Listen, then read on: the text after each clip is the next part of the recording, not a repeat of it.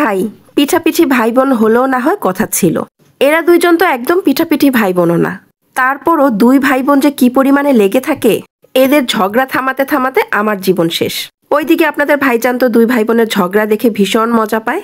যাই হোক, অনেকদিন পর সেদিন বেড়াতে বের হয়েছিলাম, আর বের হওয়ার আগ মুহূর্তেই দুই ভাই বোনের শুরু হয়ে গেছে ঝগড়া। আসসালামু আলাইকুম। সেদিন ছিল মেজ দেবরের বাসায় দাওয়াত, আর ওই সময়টাতে প্রচন্ড রকম গরম ছিল, তাই ভেবেছি যে একদমই আরামদায়ক কিছু পরে যাব।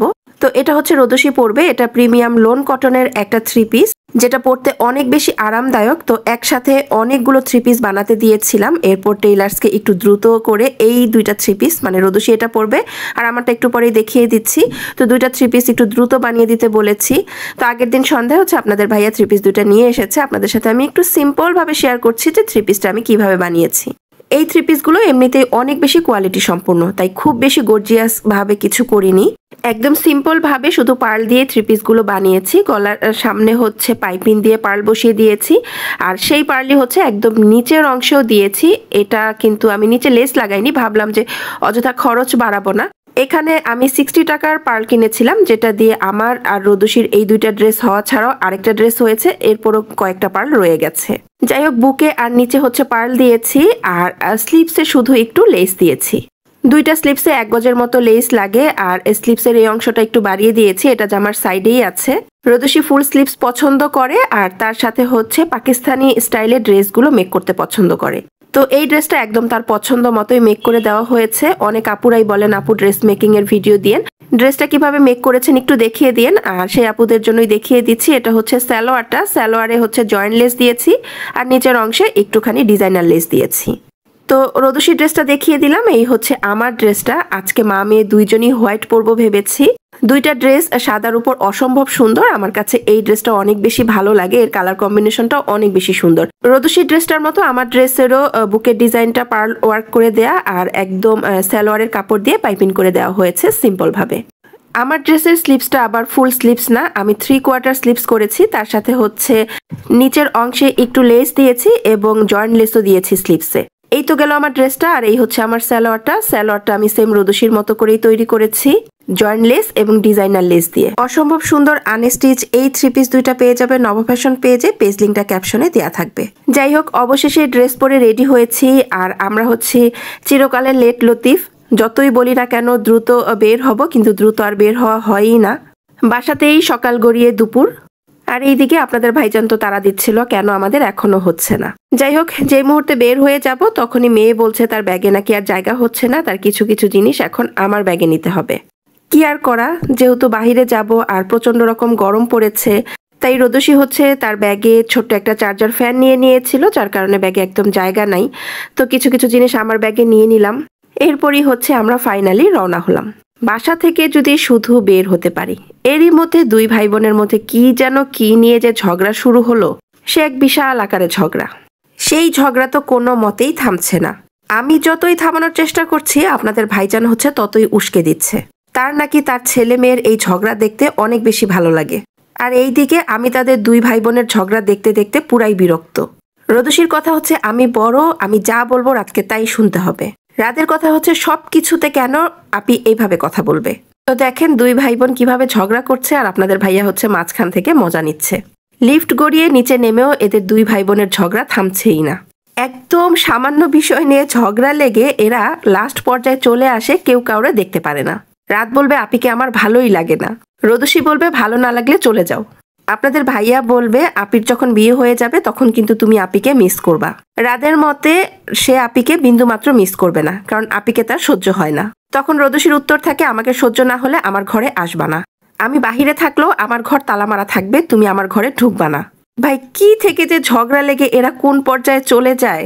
তবে হ্যাঁ, এটা সত্যি, যতই ঝগড়াঝাটি করুক না কেন কেউ কাউকে ছাড়া আবার থাকতেও পারে না। যাই হোক, দুই ভাই বোনের ঝগড়া চলতে চলতে কিন্তু আমরা অনেক দূর চলে এসেছি। এরপর একটা ফ্রুটসের দোকানের সামনে থামা হলো, কারণ এখান থেকে ফ্রুটস নেওয়া হবে, সাথে নেওয়া হয়েছিল দই। আর এখন টুকিটাকি খাবার নেওয়া হচ্ছে, মানে যাত্রাপথে খাওয়ার জন্য। আমার তো খুবই বাজে একটা অভ্যাস আছে, আমার সকালে নাস্তা খেতে ইচ্ছে করে না, আর যদি কোথাও বের হওয়ার কথা থাকে তাহলে তো একেবারেই না। পরবর্তীতে গাড়িতে বসে খারাপ লাগে, ক্ষুধা লাগে, আর এরপরেই তো আমার জন্য তখন টুকিটাকি খাবার কিনতে হয়। যাই হোক, এই তো কিছু কেক, বিস্কিট, চিপস কিনে হচ্ছে গাড়িতে উঠলাম। এখন তো খেতে খেতে রওনা হয়েছি, যাচ্ছি সাভার জাহাঙ্গীরনগর বিশ্ববিদ্যালয়ের ভিতরে যে আবাসিক এরিয়াটা আছে সেখানে মেজদেবরের বাসায় দুপুরের দাওয়াতে। এই তো চলে এসেছে জাহাঙ্গীরনগর বিশ্ববিদ্যালয়ের ভিতরে। আর আমাদেরকে একটু এগিয়ে নেওয়ার জন্য চলে এসেছে রাজরদোষীর চাচ্চু। জাহাঙ্গীরনগর বিশ্ববিদ্যালয়ের ভিতরটা অনেক বেশি সুন্দর, তাই রাজীবের বাসায় ঢুকার আগ মুহূর্তে মনে হলো সুন্দর এই ড্রেস দুইটা দিয়ে মা মেয়ে কিছু ছবি তুলে যাই। অবশ্যই ছবিগুলো এর আগে আপনাদের সাথে আমি শেয়ার করেছি। যাই হোক, এরপর এই তো ফাইনালি চলে এসেছি রাজীবের বাসায়। আর পথের মধ্যে দুই ভাই বোন ঝগড়া করতে করতে এসেছিল, অবশেষে কিন্তু তাদের ঝগড়া মিটমাট হয়েছে। আর এই দিকে বাসায় ঢুকতেই কিন্তু তাদের দাদু তাদেরকে আদর করে দিচ্ছে, সেম ভাবে কিন্তু মা সবসময় আমাকেও আদর করেন। মায়ের কাছে গেলে মা সবসময় এভাবেই জড়িয়ে ধরে কপালে চুমু দিয়েই আদর করে। শাশুড়ি মায়ের কাছে এই ভালোবাসাটা পাওয়া অনেক বড় ভাগ্যের, তাই না? যাই হোক, ফ্রিজে গুড় ছিল, মা ফোন করে বলেছিল আসার সময় যেন তার জন্য গুড় নিয়ে আসা হয়। তো এটা ডেইজি সে ফুডের সেই গুড় মায়ের জন্য নিয়ে আসা হলো। আর এতক্ষণ কিন্তু আপনাদের সাথে এই ঘরের প্রধান যে মেম্বার, ঘরের যিনি হর্তাকর্তা, তিনি হচ্ছেন আমার ছোট্ট বাপজান রাজরদোষীর চাচাতো ভাই। আমার দেবর রাজীব হীরার একমাত্র সন্তান। তার সাথেই দেখা সাক্ষাৎ হয়নি, কারণ তার মাম্মাম তাকে খাওয়াচ্ছিল। তো খাওয়া দাওয়া শেষে কিন্তু সে এখন আমাদের কাছে বলতে বেশিরভাগ সময় রদোষীর কাছে, কারণ রদোষী তাকে পাওয়ার পর আর ছাড়াছাড়ি নাই। কি পরিমাণ ছবি যে সে রাজের তুলেছে আর রাজের সাথে তুলেছে, তার মোবাইলের গ্যালারি এখন তাদের ছবি দিয়েই ভরা। যাই হোক, রদোষীর কোলে থাকতে থাকতে আপনাদের ভাইয়ার দিকে রাজ এমনভাবে তাকিয়েছিল, মাশাল্লাহ, আসলে একেই বুঝি বলে রক্তের টান। আর আপনাদের ভাইজান হাত পাতার সাথে সাথেই মনে হলো যেন কোলে ঝাঁপিয়ে গেল। মাশাল্লাহ, আমার আব্বাজানটা, সবাই ওর জন্য দোয়া করবেন আর মাশাল্লাহ বলতে ভুলবেন না। যাই হোক, দেখাশোনা পর্ব শেষ, এখন হচ্ছে খাওয়া দাওয়ার পর্ব শুরু। বাহিরে প্রচন্ড রকম গরম ছিল, এর মধ্যে আম্মা একদম ঠান্ডা ঠান্ডা শরবত তৈরি করে এনে দিল। তো শরবত খেয়ে তো পুরাই পরান ঠান্ডা। এরপর আমি আবার একটু রাজকে কোলে নিলাম। আসলে ঘরে যদি ছোট্ট বাচ্চা থাকে না, তাহলে আর কোনো খেলনার হয়তো প্রয়োজন হয় না। ওদের দুষ্টুমি দেখতে দেখতে সময় যে কোন দিক দিয়ে পার হয়ে যায় বলাই যায় না। আর রাজের তো তার বাবার সাথে অনেক বেশি বন্ধুত্বপূর্ণ সম্পর্ক, তার বাবা কিছু বললেই সে হাসবে। পুরাই বাপ ভক্ত ছেলে। আর ভক্ত না হয়ে কিন্তু উপায়ও নাই, কারণ রাজীব বাবা হিসেবে এত বেশি কেয়ারিং, আর ও প্রত্যেকটা মর্মে মর্মে বুঝিয়ে দিয়েছে সন্তান লালন পালন শুধু মায়ের দায়িত্ব না। ওরা বাবা মা দুইজন মিলেই ওদের বাচ্চার প্রতি অনেক বেশি কেয়ারিং, যেটা দেখতে অনেক বেশি ভালো লাগে। যাই হোক, আমরা আসতে যেহেতু দেরি করে ফেলেছি, মানে আস্তে আস্তে আমাদের অনেক বেশি বেলা হয়ে গেছে। আর এখন পর্যন্ত সবাই মোটামুটি না খাওয়া, গেস্ট না আসা পর্যন্ত তো ঘরের মানুষেরও খাওয়া হয় না। এছাড়া হীরা মা দুইজন মিলে এত কষ্ট করে এত রান্না বান্না করেছে, তাই ভাবলাম খাওয়া দাওয়াটা আগে সেরে ফেলি। তো ওরা এক এক করে ডাইনিং টেবিলে সবগুলো খাবার পরিবেশন করে দিয়েছিল, কিন্তু পরবর্তীতে আমরা মনে করলাম যে না, ডাইনিং টেবিলে বসে খাওয়া হবে না, আমরা সবাই মিলে একত্রে বসে খাবো। 6 চেয়ারে ডাইনিং টেবিলে 6 জন বসতে পারবো, কিন্তু আমরা চাচ্ছিলাম পরিবারের সবাই মিলে একসাথে বসে খাওয়ার জন্য।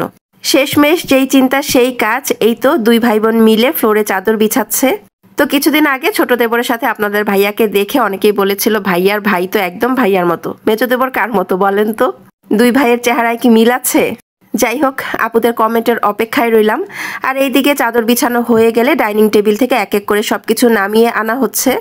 এখানে কিন্তু অনেক খাবার দাবারের আয়োজন, পোলাও, মুরগির মাংস, গরুর মাংস, ডিমের কোরমা, চিংড়ি মাছ ভুনা, ইলিশ মাছ ভুনা, পাঙ্গাস মাছ ভুনা, তার সাথে আপনাদের ভাইয়ার পছন্দের বাইং মাছ ভুনা।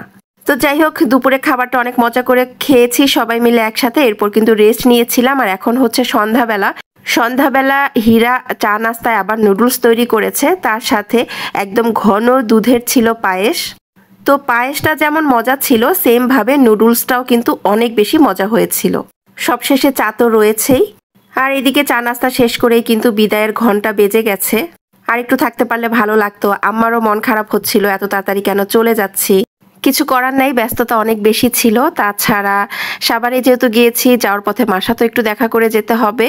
পাশাপাশি যেহেতু দুই মা আছে, এক মায়ের সাথে দেখা করে আরেক মায়ের সাথে দেখা না করলে সেই মাও মন খারাপ করবে।